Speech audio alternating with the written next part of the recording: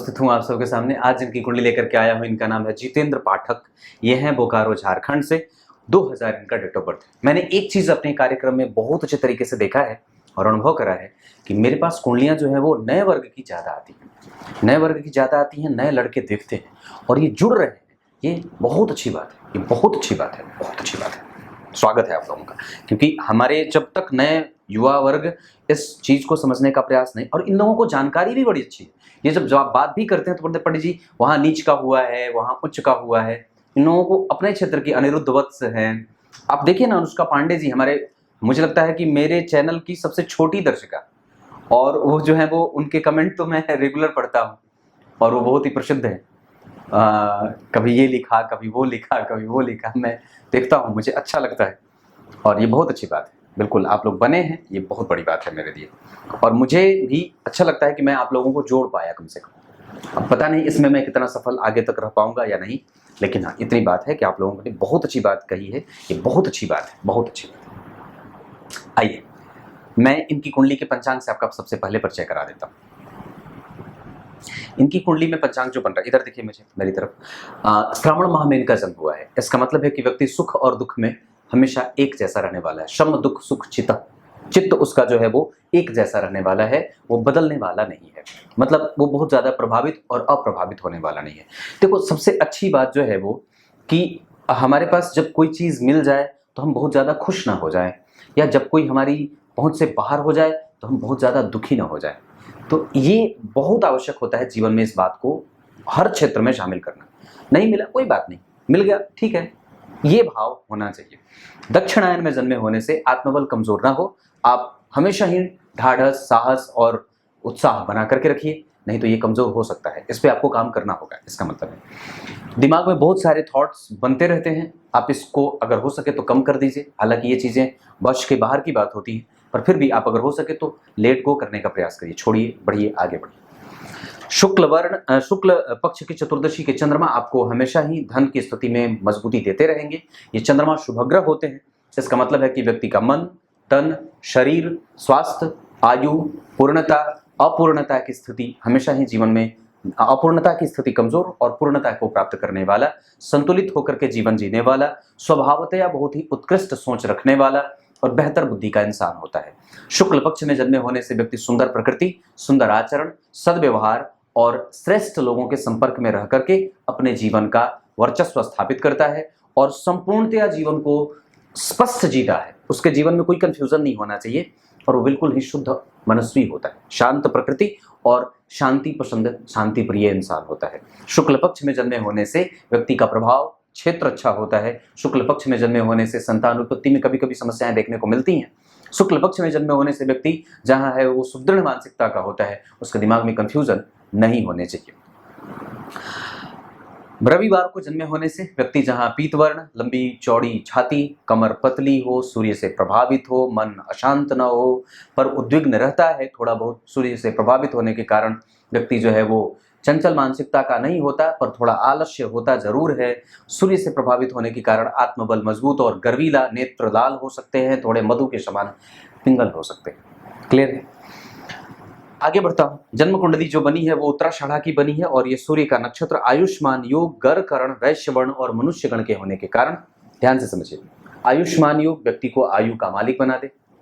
आयुष्मान योग में जन्म होने से व्यक्ति जो होता है वो स्पष्टवादी होता है, सुंदर बुद्धि का होता है, आचरण बहुत अच्छा होता है। और शुक्ल पक्ष में जन्मे होने से उत्तराषाढ़ा सूर्य के नक्षत्र, सूर्य का रविवार का जन्म, यानी कि व्यक्ति के ऊपर से सरकार का क्षेत्र और सरकारी क्षेत्र से जुड़ करके काम करने का प्रभाव भी दिख रहा है। यहाँ व्यक्ति जो है वो सरकारी नौकरी के बारे में अगर प्रयास करे तो उसको ज्यादा लाभ मिल सकता है। सरकार से जुड़ करके अगर कोई काम करना चाहे तो अच्छी बात होगी। एक बात बताता हूँ, जब आपकी कुंडली में सूर्य का प्रभाव लगातार बढ़ रहा है तो उसको मेंटेन करने की आवश्यकता आपको हो जानी चाहिए, और मैं समझता हूँ कि उस पर बल देने का भाव भी बढ़ना चाहिए, क्योंकि वो एकमात्र ऐसा ग्रह है जो आपको एक्सेलरेट करता है, आगे बढ़ाता है, बल देता है, धनवान बनाता है, ज्ञानी बनाता है, संपन्न बनाता है, सुदृढ़ बनाता है, मानसिकता अच्छी देता है, नैतिकता देता है, मोरालिटी आपकी कभी भी डाउन नहीं होने देता। आप विश्वसनीय होते हैं, समाज में उत्कृष्ट होते हैं, प्रभाव से संपन्न होते हैं, राजा और राज्य के निकट जाकर के काम और उसको महसूस करने का बल आपके पास होता है। सामान्यतः व्यक्ति बुद्धिमान होता है, ओज और शौर्य से भरा हुआ होता है। ये सारी चीजें आपकी कुंडली में ज्यादा देखी जा रही हैं। वैश्य वर्ण और मनुष्य गण के होने के कारण व्यक्ति के पास किसी को खुश और नाखुश करने से व्यक्ति प्रभावित होगा। उससे कोई ये नहीं चाहता कि ये व्यक्ति ये कभी भी नहीं चाहेगा कि मुझसे कोई नाराज हो जाए, मुझसे कोई असंतुष्ट हो जाए। जैसे भाई बहन, माता पिता, चाचा चाची, ताया ताऊ, इन सब लोगों को जोड़ करके, उनके साथ कनेक्शन बना करके, उनको साथ लेकर के एक जो है वो एक सूत्र में पिरो करके चलना चाहता है। और ये तो अच्छी बात है ना। मैं समझता हूँ कि किसी भी, आजकल आप जरा देखें, मैं अपने ही बारे में बात करूँ अगर, तो बचपन की वो बात जहाँ गर्मी की छुट्टी में सभी लोग एक साथ इकट्ठा होते थे और एक बड़ी अद्भुत बात बताता हूँ कि जब इकट्ठा होते थे तो जब सब लोग अपने अपने गांव जाता था, जब खत्म होने के बाद छुट्टी जब बीत जाती थी, सब अपने अपने जगह पे जाते थे, तो सब कोई रोता था, सब कोई रोता था। जैसे मेरे मामा, नाना जी, नानी, मैं, हमारे छोटे भाई, मेरे मौसी के लड़के, सब लोग, मतलब जो जहाँ पे भी होता था वो सब लोग थोड़े थोड़े उनके नेत्र गीले हो जाते थे। और फिर जो है वो आपको बात बताऊं कि हमारे यहाँ जो छठ पर्व है वो ऐसा मनाया जाता है कि उसमें जो है वो हम लोग छठ के छुट्टी के बीत जाने के बाद अगले वर्ष के छठ के लिए वो क्रॉस लगाते थे कि अभी इतना दिन बाकी, इतना दिन बाकी। ये जो बचपना है वो पता नहीं वो सब दिन कहाँ गए। और वो सुगंध, वो जो है वो साथ सोना और छत पे सोना, सबके साथ जो है वो रात रात में जाग करके मटर गश्ती करना, वो सारी चीज़ें कहाँ पता नहीं कहाँ गुम हो गई। और अब स्थिति ऐसी है कि बात करने का या तो मौका नहीं मिलता या तो फिर आप व्यस्त हो गए हैं। और आपको एक बात और बताऊं कि कल की व्यस्तता मेरी इतनी थी कि मैं कार्यक्रम भी नहीं बना पाया। अब सोच के देखिए कि इतनी व्यस्तता रही, इतनी थकान हो गई कि कार्यक्रम बनाने में भी व्यस्तता रही, नहीं, मौका ही नहीं मिला। ऐसी चीज़ हो जाती है कभी कभी चीज़ें। तो ये हम इस दौरान अपने आप को कितना वक्त दे पाते हैं, हम अपने परिवार को कितना वक्त दे पाते हैं, हम अपने समाज को कितना वक्त दे पाते हैं। जैसे रविवार के कार्यक्रम में या आप जब देखें तो वहाँ पे या कभी भी मैंने जो भी चीज़ें बनाई हैं, जैसे वो उस कार्यक्रम में जिसमें कमेंट वाला सेक्शन जो होता है, तो उसमें मैंने हर बार आप लोगों को जोड़ने का प्रयास किया है। और इस बार जो कार्यक्रम बनाऊंगा वो आप लोगों को और भी ज़्यादा निकट लाने वाला होगा। तो उसका भी आप लोग ख्याल रखिएगा और कमेंट लगातार करते रहिएगा। ये बात भी मैंने बोल दी ऐसे। अब आपको मैं इनकी कुंडली पे लेके आता हूँ। आपने जो है वो गर्मी का मौसम, मुझे बहुत अच्छे से याद है, मैं आपको एक पल यहाँ पे बताऊं। गर्मी के दिन में जब हमारे यहाँ लू चलती थी तो मुझे याद है मेरी मम्मी कपड़े सिलती थी, रेडियो चला करके विविध भारती के गाने आते थे, सखी सहेली, फिर उसके बाद 11 बजे से गाने नए ज़माने के, ये कुछ ऐसे कार्यक्रम अभी भी आते ही हैं। बड़ा अच्छा लगता था। और मुझे जो है वो याद है दोपहर में दाल भात चोखा ही मिलता था मुझे खाने को वही मिलता था, मुझे बेहद पसंद, और वही मुझे मिलता था दोपहर में। कभी कभी जब गुरुजी के यहाँ से छुट्टी से आते थे तो कुछ दिन के लिए ये चीज़ें। अब तो गर्मी पता नहीं, गर्मी भी बेवक्त हो गई, लू चलने भी पता नहीं बंद ही हो गए हैं, या फिर मैं बाहर नहीं निकल रहा या आप बाहर नहीं निकल रहे। जरा घूम के आइए, वो गर्मी की सुगंध कैसी थी, कितना मजा आता था, कितना आनंद, उसके पल तो। आइए विश्लेषण पर लेके आता हूँ। तुला लग्न की कुंडली बनी है यहाँ, और ये मूलतः यहाँ की राशि है जो लग्न में बनी है। जहाँ के अधिपति लाभ में बैठ जाएं तो ये अच्छा होता है। और ये इस मामले में अच्छा होता है कि शुक्र जो होते हैं वो एकादशवें भाव में अच्छे परिणाम करते देखे गए हैं, 12वें में भी अच्छे होते हैं। पर वो शुक्र सिंह राशि के बैठे हैं, और एकादशवें भाव में सिंह राशि के बैठने से व्यक्ति जो है वो बहुत ही सेवा शुश्रूषा करने वाला होता है, और रिलेटिव होता है, मतलब बहुत लोगों को जोड़ करके चलने वाला होता है। और एक बात जरा गौर करिए, तो शुक्र का सिंह राशि में बैठना यानी कि वो नीच की राशि की तरफ बढ़ेंगे तो उनका प्रभाव थोड़ा सा मिनिमाइज भी होगा।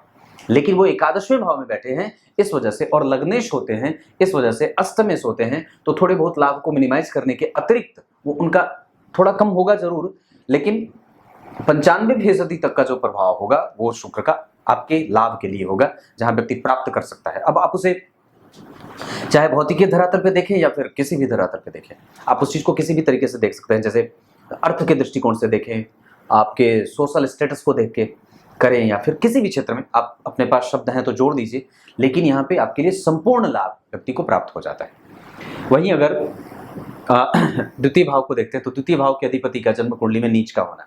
अब जरा ध्यान से देखिए, तो धन भाव के अधिपति और सप्तम भाव के अधिपति तुला लग्न की कुंडली के लिए मंगल मारक होते हैं। इस कुंडली के लिए अच्छे होते हैं बुध, अच्छे होते हैं शनि, और सबसे ज्यादा अच्छे शनि होते हैं।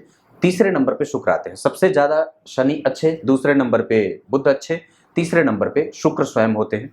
हालांकि शुक्र यहाँ पे सामान्यतः बेहतर परिणाम करेंगे, अष्टमेश होने के बावजूद इनको अष्टम का दोष नहीं लगेगा।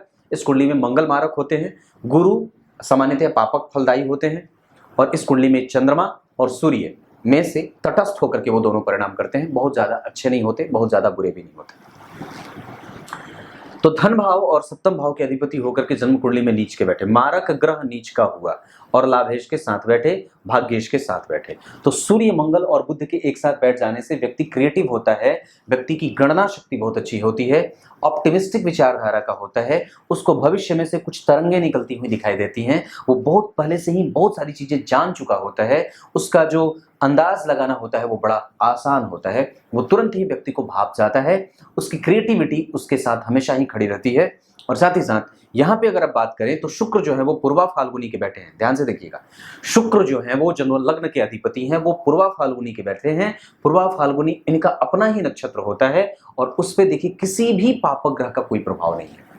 किसी पापक ग्रह ने लग्नेश को नहीं देखा है। लग्न पे मंगल जैसे ग्रह की दृष्टि पड़ेगी, जो व्यक्ति के जीवन को इस बात के लिए आगे करेगी कि मैं कितनी जल्दी अपने पैरों पर खड़ा हो जाऊं, मैं कितनी जल्दी अपना धन इकट्ठा करूं, मैं कितनी जल्दी जो है वो किसी दूसरे के पैर पर किसी दूसरे का बोझ न बनूं। ये प्रवृत्ति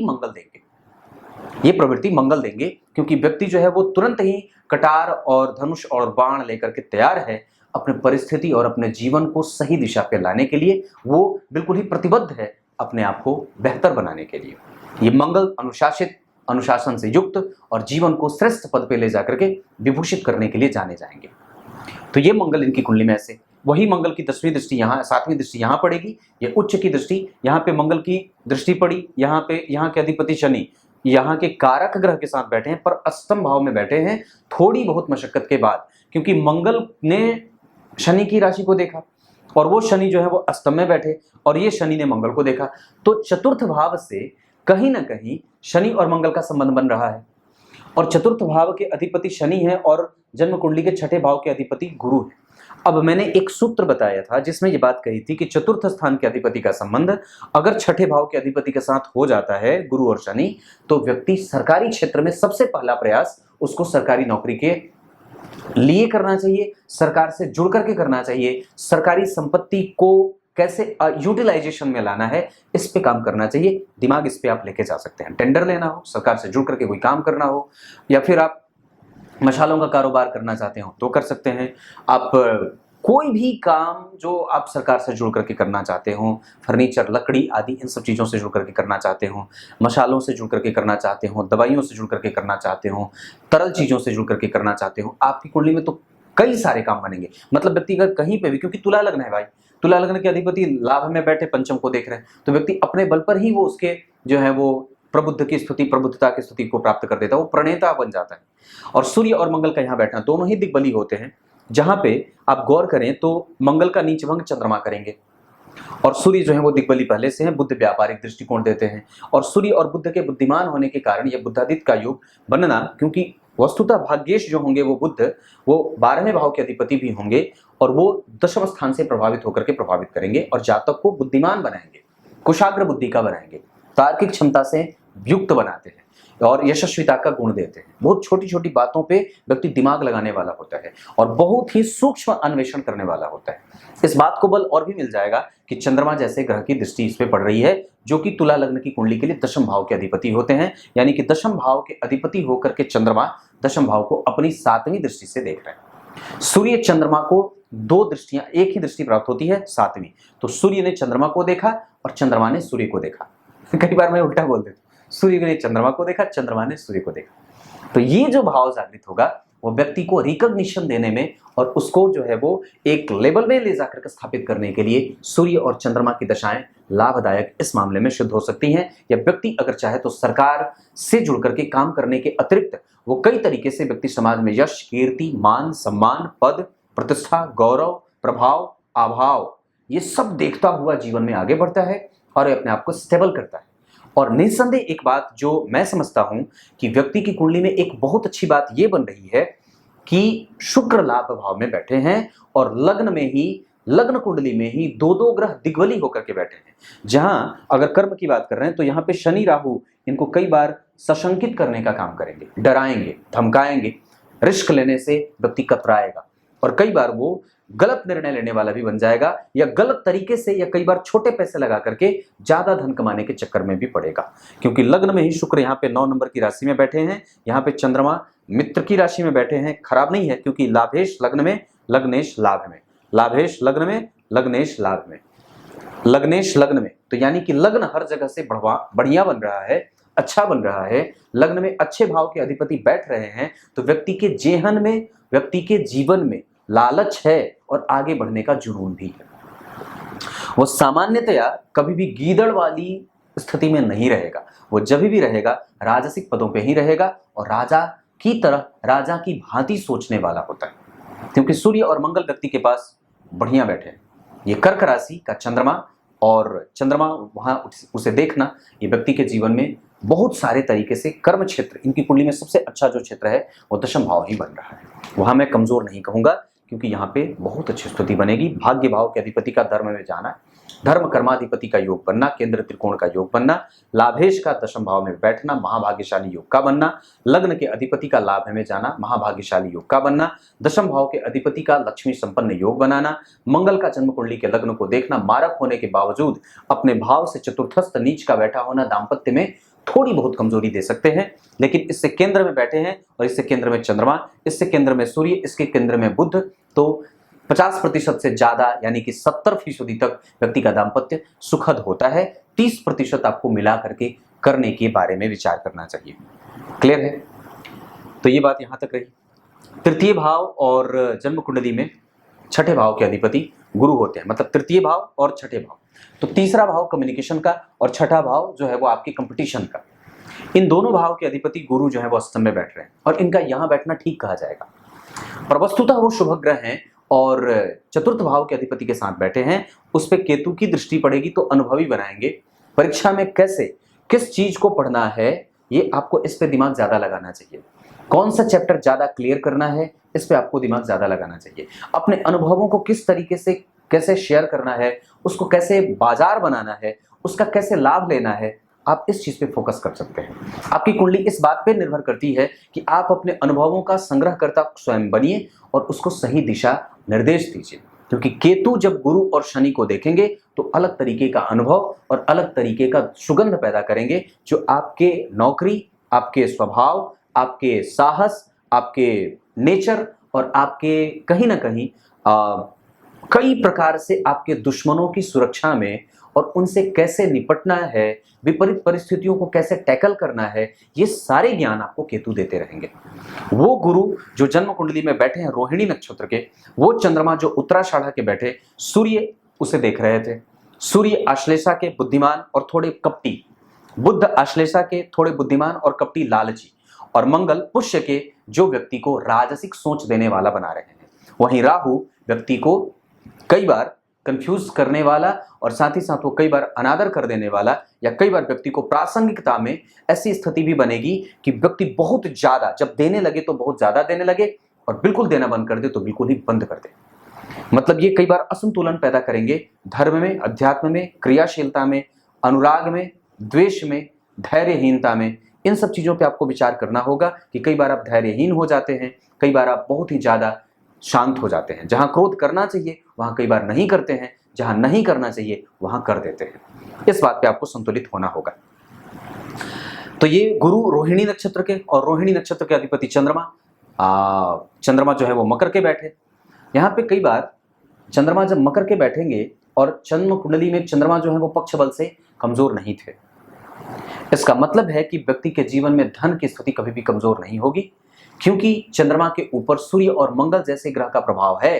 तो व्यक्ति ऊर्जावान बना रहेगा और उसके पास हमेशा ही अनुभव का लाभ मिलता रहेगा, और ये आपको लेना भी होगा, क्योंकि गुरु जो है वो शनि के साथ बैठे हैं, तो सरकारी नौकरी का योग यहाँ भी बढ़ेगा और व्यक्ति का डीप थॉट एनालिसिस और व्यक्ति क्रिएटिव होता है, क्योंकि मंगल बुध के साथ बैठे हैं। जन्म कुंडली में पंचम भाव के अधिपति का अष्टम में बैठना और छठे भाव के अधिपति के साथ जाना, कारक ग्रह जन्म कुंडली के अकारक और पापी ग्रह के साथ बैठ रहा है।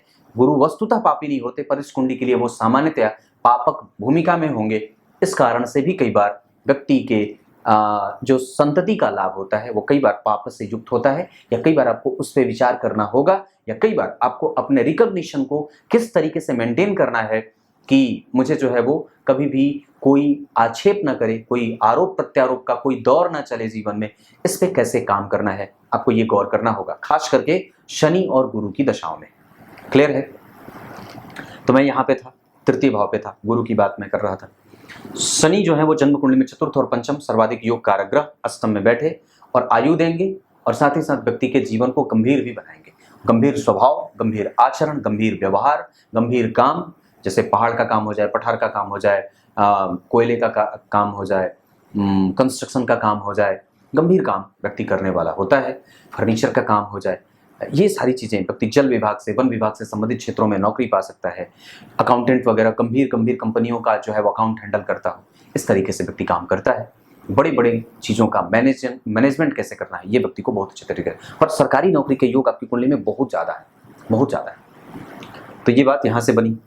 आयु है, दृष्टि कमजोर, यहाँ के लिए भी कमजोर, यहाँ के लिए ठीक ठाक, मतलब संतति का सुख दे देंगे, क्योंकि पंचमेश जो है वो पंचम के कारक गुरु के साथ बैठे हैं। तो ज्ञान बढ़िया रहे, एजुकेशन में कोई कमजोरी ना हो, लेकिन हाँ पब्लिसिटी कई बार कमजोर हो सकती है, कई बार आपकी मेहनत के परिणाम थोड़े कम मिल सकते हैं, और कई बार बाधाएं भी उपस्थित हो सकती हैं। कई बार व्यक्ति जल्दी ही धन कमाना चाहता है, ये प्रवृत्ति भी यहाँ के अधिपति अष्टम में जाएंगे और गुरु भी अष्टम में जाएंगे तो ये मिल सकती है। और कई बार गुरुजनों का लाभ नहीं मिलता, अंक थोड़ा कम मिलता है, गुरुजनों से परस्पर संवाद की प्रक्रिया जो होती है वो तो थोड़ी कमजोर होती है। आप कई बार समाज के निचले स्तर तक बहुत अच्छे तरीके से अपनी बात नहीं पहुंचा पाते हैं। समाज के कई वर्ग ऐसे जो हैं वो आपसे अछूते रह जाते हैं। इसका मतलब होगा कि आप जब जीवन के एक ऐसे पावदान पे होंगे जहां पे आप एक लेवल पे होंगे, तो वहां पे आपको सबसे पहले संबंध अपने निचले वर्ग के कर्मचारी या निचले तबके के व्यक्ति के साथ जोड़ना होगा, तभी आप आगे बढ़ पाएंगे। क्योंकि ये वस्तुतः मास वोट कहा जाता है, ये वो वोट है जो वस्तुतः कभी भी खो नहीं सकते आप। ये वस्तुतः आपकी कुंडली का गंभीर ज्ञान है, ये कुआं है जहां पे आपके गुरु बैठे हैं, जहां पे आप कुछ ऐसी चीजें यहां से निकाल सकते हैं जो आपके कभी भी नहीं होंगे, वो कई बार आपके लिए सदैव खड़े रहेंगे। जीवन में कई बार ऐसी चीजें हो सकती हैं जिससे आप सहयोग की कोई अपेक्षा न करते हो, वो कई बार वो आपके लिए सर कटाने को तैयार हो जाएंगे। जीवन में कई बार ऐसी स्थितियां आएंगी जहां पे आप अकेले हो, निर्मम हो, निर्जल जगह पे हो, जहां पे कुछ भी ना हो, फिर भी आपके लिए कोई ना कोई एक ऐसा व्यक्ति वहां खड़ा होगा जो साक्षात परमात्मा के जैसा होगा। या आप कई बार ऐसे जीवन में अनुभव कर सकते हैं, जैसे सोचना, विचारना, स्वप्न देखना, कई बार जो है वो चीज़ों को अंतिम में नुकसान होते होते बच जाए, या कोई ऐसी बात जो प्रकट लगे कि साक्षात भगवान ने आकर के मेरी जान बचाई थी, मेरा काम किया था, मुझे रोका था, मुझे बचाया था, मुझे बुद्धि दी थी। ये इस तरीके का जो है वो थॉट क्रिएट होता है। क्लियर है? छठे भाव के अधिपति बताया मैंने, सप्तम भाव के बारे में बताया, अष्टम भाव के बारे में बताया। अष्टम भाव के अधिपति का लाभ में जाना ये ठीक नहीं होता है, ये दारिद्र दोष पैदा करेंगे। इस वजह से शुक्र की दशा में खर्च होता है, कई बार जो है वो इरिस्पेक्टिवली व्यक्ति जो है वो खर्च कर देता है, मतलब जो नहीं होना चाहिए वो भी हो जाता है। पर गुरु और शुक्र का केंद्र में होना, पंचम भाव के अधिपति का केंद्र में होना, पंचमेश का पंचम भाव में केंद्र में जाना, ये थोड़ा अच्छा भी होगा, पर वो पापग्रह नहीं होते। अगर पंचमेश शुभग्रह होते तो और भी ज्यादा अच्छी बात होती। चंद्रमा का अपने भाव से केंद्र में होना अच्छी बात होगी। लग्नेश का लाभ में जाना अच्छी बात होगी। धन भाव के अधिपति का अपने भाव से पंचम में जाना ये अच्छी बात होगी। पराक्रम भाव के अधिपति का अपने भाव से छठवें जाना ये थोड़ा कमजोर होगा। चतुर्थ भाव के अधिपति का अपने भाव से पंचमस्थ जाना कुहू योग और अच्छा नहीं होगा। पंचम भाव के अधिपति का अष्टम में जाना अच्छा नहीं होगा। छठे भाव के अधिपति का जन्म कुंडली में आठवें जाना विपरीत राजयोग बनेगा। सप्तम भाव के अधिपति का अपने भाव से चतुर्थस्थ जाना, जरा गौर करिए तो कुंडली को एक अलग तरीके की कमजोरी कैसे मिल रही है। मैंने सूत्र बताया था, क्या बताया था कि जन्म कुंडली में अगर कोई ग्रह जो अगर शुभग्रह है, मान लीजिए चंद्रमा यहाँ के अधिपति है, तो अगर चंद्रमा यहाँ के अधिपति हैं और यहाँ बैठ जाते तो अच्छी बात होती, क्योंकि वो शुभग्रह हैं और अपने भाव से चतुर्थस्थ जा रहे हैं। लेकिन कोई पापक ग्रह है जैसे शनि, पर ये अपने भाव से यहाँ बैठते तो अच्छी बात होती। अलग बात है कि वो नीच के जाते, पर यहाँ पे पापक ग्रह का अपने भाव से तृतीयस्थ जाना अच्छा माना जाएगा। पापक ग्रह का अपने भाव से तृतीयस्थ जाना अच्छा माना जाएगा।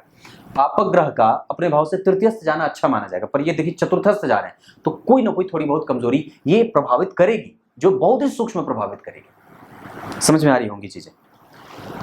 अष्टम भाव के बारे में मैंने चर्चा करी। नौकरी में ये सहयोगी, सरकार से जुड़ करके काम करना। भाग्य भाव के अधिपति इस कुंडली के लिए योग कारक और राजयोगों की भांति परिणाम करने वाले बुध होते हैं। वो जन्म कुंडली में दशम में बैठ रहे हैं। विदेश से जुड़ करके काम करना, सरकार को और बाहर की संस्था को कैसे चैनलाइज करना है, कैसे उस पर काम करना है, बीच में आकर के आप दो लोगों को कैसे जोड़ सकते हैं, आप इस पे काम अच्छे तरीके से कर सकते हैं। ये इतनी सी बात मैंने बताई। उसके अतिरिक्त आपको और बताता हूं, गुरु का रोहिणी नक्षत्र में बैठना लाभदायक होगा। शनि का कृतिका नक्षत्र में बैठना आपको कई बार जो है वो यही कारण है कि मैंने आपको बात कही है कि आपको सरकार से जुड़ना चाहिए, क्योंकि गुरु और शनि एक साथ बैठ गए, दशम भाव के अधिपति दशम से जुड़ गए, वहां सूर्य और मंगल स्वयं बैठ गए, तो सरकार भी जुड़ गई आपसे और सरकार के सेनापति भी जुड़ गए और सरकार का भाव भी जुड़ गया। तो पॉलिटिक्स वगैरह में भी आपके कई बार रुझान बढ़ सकते हैं और उसकी तरफ भी आपके संकेत मिल रहे हैं जाने के। तो ये इतनी सी बात। पर मैं बुध पे था, तो बुध राजयोग कारक, धर्म कर्माधिपति योग, व्यक्ति धर्म से जुड़ करके ही काम करता है और लाभदायक स्थिति प्राप्त करता है। खुद का काम भी आप कर सकते हैं, ऐसा नहीं है। एकादशवें भाव के अधिपति का दशम में जाना, मैंने बताया लक्ष्मी संपन्न योग। अब इसको और भी अच्छे तरीके से समझते हैं नवमांश में आकर के। गौर करिए, मंगल का लग्न में बैठना लाभदायक, चंद्रमा और शनि का बैठना, पर ये खराब नहीं होगा, अच्छा होगा, क्योंकि 13 डिग्री के चंद्रमा है नवमांश में और 26 डिग्री के 13 का अंतर, 13 दूना 26, तो यहाँ पे विषदोष जैसी कोई बात नहीं, घबराना नहीं। गुरु यहाँ बैठे हैं, शुक्र जो है वो केंद्र में बैठे हैं, शुक्र और चंद्रमा केंद्र में बैठे हैं, गुरु मंगल केंद्र में बैठे हैं, शुक्र और शनि केंद्र में बैठे हैं। दाम्पत्य कभी भी खराब नहीं होगा। इस वजह से आपकी कुंडली के लिए, तुला लग्न की कुंडली, 5 अंक अच्छा, शुक्रवार का दिन अच्छा, नक्षत्रों में आपके लिए पुनर्वसु, पुष्य, रोहिणी, कृतिका, मृगशीरा, अनुराधा, पुनर्वसु, पुष्य, ये सब कुछ अच्छे नक्षत्र होंगे। उत्तरा फाल्गुनी, उत्तराषाढ़ा नहीं, उत्तरा फाल्गुनी और उत्तराषाढ़ा, उत्तरा भाद्रपद, ये तीनों छोड़ देंगे तो ठीक रहेगा। पर उसके अतिरिक्त आपकी कुंडली में मैं एक बात कहूं तो 5 अंक बताया, शुक्रवार का दिन बताया, सफेद रंग बताया, गुलाबी रंग बताया, लाल रंग बताया। आप बच सकते हैं तो बच जाइएगा कन्या राशि वालों से, वृश्चिक वालों से, धनु वालों से, मीन वालों से, मीन के बाद वृषभ वालों से। पर लाभ आपको प्राप्त हो सकता है मकर और कुंभ और मिथुन वालों से, सिंह वालों से भी आपको लाभ हो सकता है। दिशा आपके विवाह के लिए पश्चिम ज्यादा श्रेष्ठ रहे, आए तो अंक मिलाकर के विवाह करिएगा। आप चंद्र कुंडली से मांगलिक हैं, लग्न कुंडली से मांगलिक नहीं है। मंगल का अपने भाव से चतुर्थस्थ जाना अच्छा कहा जाएगा। मंगल पुनर्वसु नहीं पुष्य में बैठे हैं, इस वजह से व्यक्ति को सत्ताधारी बना देते हैं। नवमांश कुंडली में मंगल अनुराधा के बैठ रहे हैं, जिसके अधिपति शनि स्वग्रही हो रहे हैं, इस वजह से दाम्पत्य में कमजोरी नहीं रहेगी। व्यक्ति विवाह के बाद कई तरीके से धन लाभ और भाग्य का लाभ अर्जित करता है, क्योंकि लाभेश यहीं बैठे। ये एक अच्छा योग होगा। लग्नेश लग्न में शुक्र और चंद्रमा का एक दूसरे से केंद्र में होना। और जरा गौर करिए तो ये शुक्र की राशि है, यहाँ से केंद्र में बैठे हैं, यहाँ पे शनि की राशि बनी है, शनि यहीं बैठे हैं। ये जन्म कुंडली में भाग्य भाव के अधिपति का केंद्र में आना और जन्म कुंडली के सुख इसके साथ बैठ जाना। दशमांश कुंडली में शुक्र का लग्न में आना, व्यक्ति पदासीन पदारूढ़ हो और यहाँ पे कंफ्यूजन क्रिएट करने वाला हो जाता है। बुध का एक नवम भाव में बैठना कई बार थोड़ी सी कमजोरी के साथ, लेकिन वो ठीक ठाक है, खराब नहीं है। गुरु यहाँ बैठे हैं जो दशम भाव को देख रहे हैं, चंद्रमा एकादशवें में देंगे, सूर्य 12 में, तो कई बार व्यक्ति को एक वक्त पे आने के बाद थोड़ी सी स्थिति बनती है, जैसे शनि का केंद्र में देखना ये थोड़ा कमजोर होगा। राहु का जन्म कुंडली में सूर्य को देखना थोड़ी सी कमजोरी रहेगी, यानी कि कर्म क्षेत्र में आपको मशक्कत करने की आवश्यकता पड़ेगी एक वक्त पे आने के बाद। अभी राहु की दशा है, जितनी ज्यादा हो सके जल्दी से आप एक लाजवर धारण करिए। राहु और केतु को समझते हैं, केतु 0 डिग्री के राहु और पुनर्वसु नक्षत्र में बैठे, ये बल तो है इनके पास, ऑप्टिमिस्टिक विचारधारा, और बाबर बना देते हैं, बर्बर बना देते हैं, बाबर नहीं कहूंगा, उसको ऐसे कहा जा सकता है। राहु दशम स्थान में पुनर्वसु नक्षत्र के, मैं गलती से बाबर बोल बैठा था, पर पता ही नहीं था कि वो तो हिंसक प्राणी था, मैं यहाँ पे था। मंगल पुष्य के, राहु पुनर्वसु, ये चीजें अच्छी हैं। एक बात और भी बताऊंगा कि सूर्य जो है वो आश्लेषा के बैठे, बुध आश्लेषा के, मंगल पुष्य के, ये तीनों ही ग्रह बहुत बहुत मजबूत हैं और साक्षात शिवाजी की तरह लो बोल दिया, महाराणा प्रताप की तरह लो बोल दिया, और उनके पैरों के तले की जमीन की धूल माथे पे लगा ली। अब उसके बाद क्या बताऊं, सूर्य बढ़िया है, चंद्रमा अच्छे हैं, मंगल अच्छे हैं, गुरु अच्छे हैं, शुक्र अच्छे हैं, शनि ठीक नहीं है। तो तुला लग्न की कुंडली के लिए शनि अगर ठीक नहीं होंगे तो कमजोरी होगी बाबूजी। इस वजह से मैं ये बात कहता हूं कि आप कम से कम इस भाव को बचा करके रखिएगा। संतति के साथ कभी भी स्नेह से युक्त ही संबंध बना करके रखिएगा। आपकी कुंडली के लिए पूजा विष्णु सहस्त्रनाम का पाठ सुनना चाहिए, राम रक्षा स्तोत्र पढ़ना चाहिए। गुरुवार के दिन या शुक्रवार के दिन कभी भी अगर हो सके तो विशेषतः दुर्गा जी का दर्शन अवश्य किया करिए। खिचड़ी का भोग ठाकुर जी को लगाया करिए। माता रानी को लाल पुष्प की माला कभी कभी अर्पित कर दिया करिए। क्लियर है? कुछ इसी तरीके से आज के कार्यक्रम का समापन करते हैं। तब तक के लिए इजाजत दीजिए। आपकी कुंडली में भवन भूमि वाहन आदि का सुख आपने पूछा होगा अगर, तो उसका उत्तर हाँ में है। अगर कभी भी संतान के बारे में अगर विचार करना हो तो बुध की दशा, भवन भूमि वाहन का सुख अगर कभी प्राप्त करना हो तो बुध और शनि की दशा, साथ ही साथ एकादशवें भाव के अधिपति सूर्य हैं, नौकरी वगैरह का लाभ सूर्य की दशा में, उसके बाद चंद्रमा की दशा में, शनि की दशा में, ये सब दशाएं आपके लिए अच्छी रह सकती हैं। आपकी कुंडली में अगर और भी आगे बढ़ के बताऊं तो सूर्य आपकी कुंडली के लिए बहुत अच्छे नहीं होते, इस वजह से रक्त चंदन की माला भी आप धारण करके उन्हें खुश कर सकते हैं। चंद्रमा आधा परिणाम देंगे, मैंने बताया था सामान्यतः। मंगल थोड़े कमजोर हैं, इस वजह से उसमें आपको हमेशा ही बजरंग बली की पूजा और हनुमान चालीसा का पाठ करते रहना चाहिए। बुध जो है वो जन्म कुंडली में शुभदायी होंगे, उनकी दशा काल में लाभ मिलेगा। वाणी का प्रभाव, धन का प्रभाव, कर्म का क्षेत्र विकास हो, यात्राएं हो, उच्च शिक्षा का लाभ मिले, डिग्रियां बढ़ती रहें। और आपकी कुंडली में उच्च शिक्षा का क्षेत्र अच्छा है, जरूर ही उस पर काम करते रहना चाहिए। थोड़ी बहुत मशक्कत यहाँ पे दिखेगी माध्यमिक शिक्षा वाले क्षेत्र पे, पर उच्च शिक्षा का क्षेत्र ठीक है, आपको उस पर काम करना चाहिए और आगे डिग्री बढ़ाते रहनी चाहिए। बुध जो है वो गुरु के बाद अगर देखता हूं, बुध के बाद गुरु, तो वो आपकी कुंडली के लिए अच्छे नहीं होते, अशुभ परिणाम देते हैं। इस वजह से आपको धर्म, गाय, धन, इन सब चीजों को सही जगह पे सुनियोजित करके बढ़ाना चाहिए और आगे रखना चाहिए। शुक्र जो है वो जन्म कुंडली में कमजोर परिणाम नहीं करेंगे, वो अच्छे ही हैं। शनि जो है वो जन्म कुंडली में बेहतरीन परिणाम कर रहे हैं, वो आपकी कुंडली के लिए कारक होते हैं। अष्टम में भी बैठे हैं तो भी खराब नहीं होंगे। अष्टम के शनि कभी भी खराब नहीं होते, बेहतरीन ही होते हैं। राहु और केतु आपकी कुंडली के लिए, राहु अच्छे बैठे हैं भाव से, पर राशि से थोड़े कमजोर, और नक्षत्र से वो ठीक बैठे हैं, क्योंकि गुरु जो है वो जन्म कुंडली में अष्टम में नहीं बैठे होते तो राहु और भी ज्यादा अच्छे परिणाम कर सकते थे। इस वजह से थोड़ी सी कमजोरी बन रही है, क्योंकि यहाँ पे तुला राशि की कुंडली के लिए राहु खराब नहीं होंगे, तो राहु और केतु के लिए मैं यहाँ पे खराब नहीं कहूंगा। अशुभ भले बैठे हैं, पर फिर भी वो अशुभ भाव से नहीं बैठे हैं, राशि से बैठे हैं, क्योंकि कर्क राशि उन्हें बहुत ज्यादा खासा पसंद नहीं है। कुछ इसी तरीके से आज के कार्यक्रम का समापन करते हैं। तब तक के लिए इजाजत दीजिए। हमारे देश में जो स्थिति मैं जो समझ रहा हूं उसके आधार पर आपकी कुंडली सबसे ज्यादा, आप जैसे जो ये कुंडली है, इस कुंडली को देश की आवश्यकता है, इस कुंडली को देश की आवश्यकता है, और ये कुंडली देश के लिए समर्पित हो सकती है, क्योंकि सूर्य चंद्रमा और गुरु चंद्रमा का देखना, शनि का मंगल को देखना, मंगल का दिग्बली होना, सूर्य का दिग्बली होना, शुक्र का लाभ में बैठना, और यहाँ पे शुक्र का लग्न में बैठना, यहाँ पे भी जन्म कुंडली में मंगल का बैठना, ये कुछ अच्छी स्थितियां दिखा रही। तब तक के लिए बहुत बहुत नमस्कार।